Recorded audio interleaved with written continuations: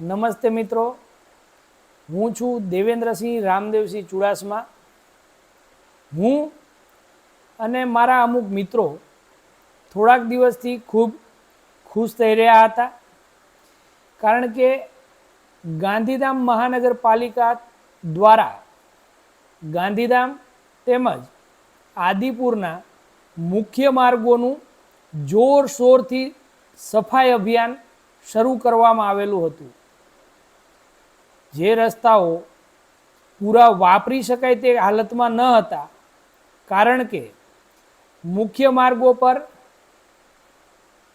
ખોટા વાહન પાર્કિંગ, દબાણકારો, કચરાના ઢગલા, ધૂળના ઢગલા એ હદે ખડકાયેલા હતા કે તેને આખો વાપરી શકાય તે પરિસ્થિતિ હતી જ નહીં।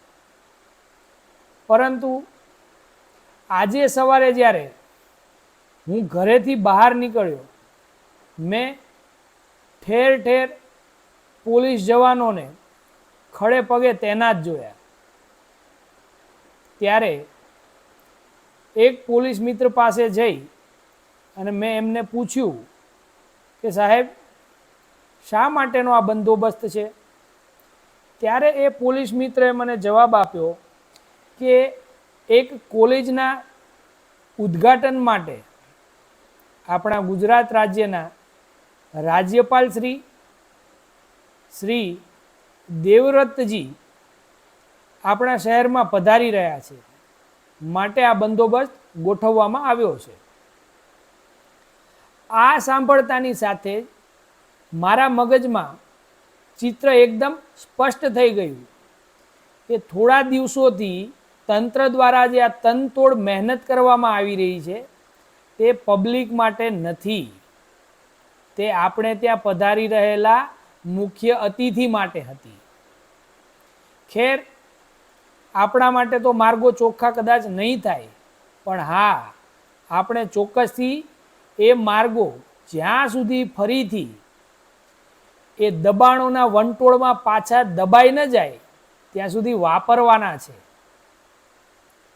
તેની સાથે સાથે આપણે ચોક્કસથી ભગવાનને એક પ્રાર્થના કરીશું કે હવે દર મહિને આચાર્ય દેવવ્રતજી જેવા મહેમાનો આપણા શહેરની મુલાકાતે ભલે પધારે, જેથી કરી તંત્ર દ્વારા એમને દેખાડવા માટે જે રોડ રસ્તા સાફ કરવામાં આવશે તે વધ્યા ઘટા રોડ રસ્તાનો ઉપયોગ આપણે પણ કરીશું।